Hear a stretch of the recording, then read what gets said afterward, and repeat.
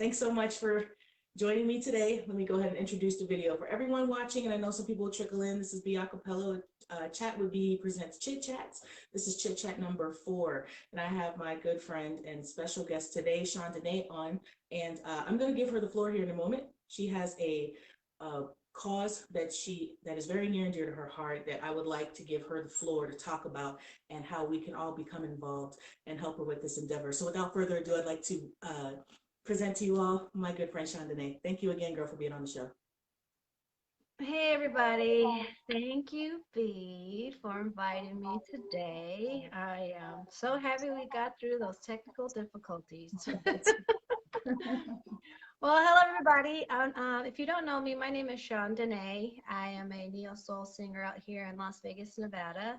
And that's kind of how I met B.AKApella through some shows and mutual friends. And I've come to really appreciate her and her drive and all that we've experienced together in the scene of females in Las Vegas. But so I truly am thankful. Thank you so much for allowing me to use your platform for something other than music today. Of course. So yeah, go ahead.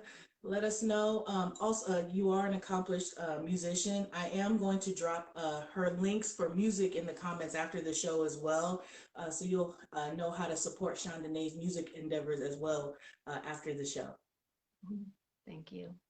So 2020 has been a crazy year. Of course, we've had the pandemic that's happened and changing everyone's lives. I had an added element put onto mine. Back in 1997, my mother, who is an indigenous woman, she was 7 months pregnant, she actually was murdered by her parole officer husband in California. In the year 2000, he was convicted for her murder.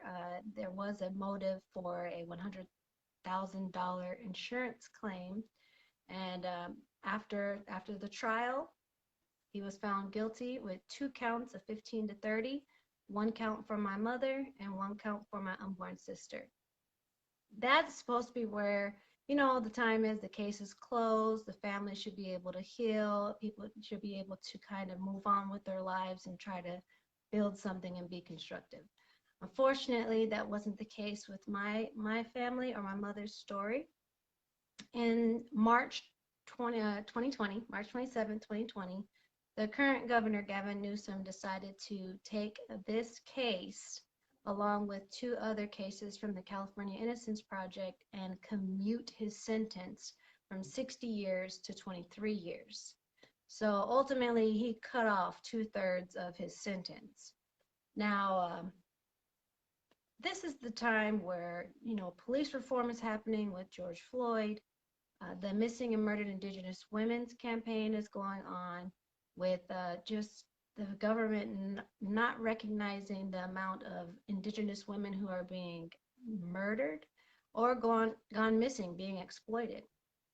It's a huge campaign that's trying to be highlighted right now, as well as justice reform and domestic violence victims. This case encompasses all of that. And so what I've been trying to do since he's been given that parole hearing, I've been trying to gather up as many people as I can. I created a change.org petition and back in July, and I actually have about 7,000 plus signatures, supporters, people who have read the story and are like, what can I do to help?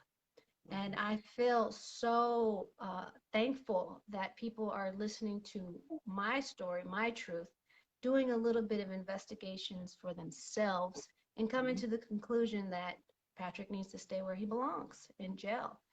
Right now, this is the perfect opportunity for the Governor Gavin Newsom, who, yes, he did commute the sentence, but he commuted the sentence under false pretenses, misinformation provided by the California Innocence Project. So this is his time right now to really look at this case and understand the severity of repercussions of if he decides to release him, because this will let everybody know that law enforcement is put on a higher platform, and that's not how it should be. They are people who are held at a higher standard, so they should be held accountable. That's mainly my goal for right now for the rest of 2020. And that kind of encompasses everything in a nutshell. Absolutely. Well, thank you for sharing your story.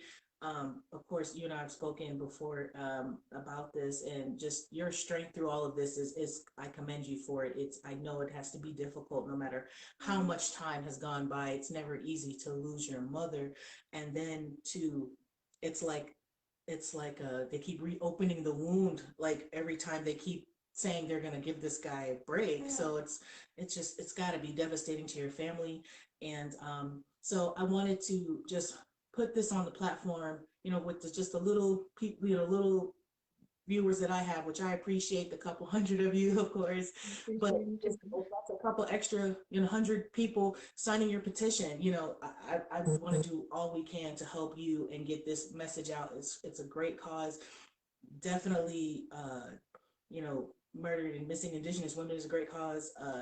Black Lives Matter. It's like it all ties in together. And I want to use my platform for those things as well, because they're issues that are near and dear to my heart. Also, I know you have the change.org petition. So for everyone watching, the change.org petition is change.org slash justice for Deborah Blackcrow. We're going to put it in the comments as well. You guys can just follow the link, sign it. It takes 2 seconds to do, you guys. It's very easy.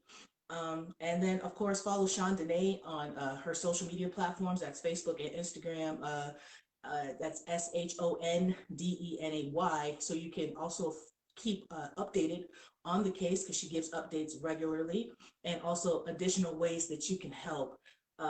If there's things outside of the petition and things like that that they may need, she will keep us updated with that information also.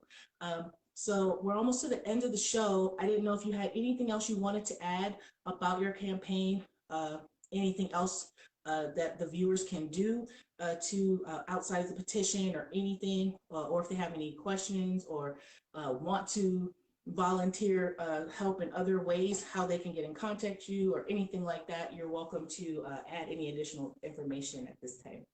Thank you. I'm going to provide a couple links below of the news articles that we have been able to get out through Unicorn Riot or the Last Real Indians, and a couple of podcasts, just so everyone can view more than just what the California Innocence Project is putting out there, to see that at the end of the day, there are people that need to be accountable for their actions. The California Innocence Project for taking up Patrick's case without properly doing their investigations with the victims and the victim's family. The governor, Gavin Newsom, like, I understand that they have a big team underneath them, but the team really should have been more involved with this case and all the victims and the collateral victims of the case before deciding to commute the sentence. And Absolutely. just, I hope that the community gets a better lens on, there is more than just the victim. There is also the collateral victims. Me and my siblings, we were very young when our mother was taken from us, but we didn't get a lot of resources to be able to handle what comes after someone is convicted. It falls in the line of victim rights, and I just want to try to coordinate people together to help these children that might have to go through this tragedy, this experience like we did. But yeah, click on the links. I also am going to provide some phone numbers to call the governor, so you could send a letter, sign the petition, and share. Every single supporter matters. And I promise you, as soon as I hit about 3,000, they were taking notice. So every single supporter is needed, greatly appreciated.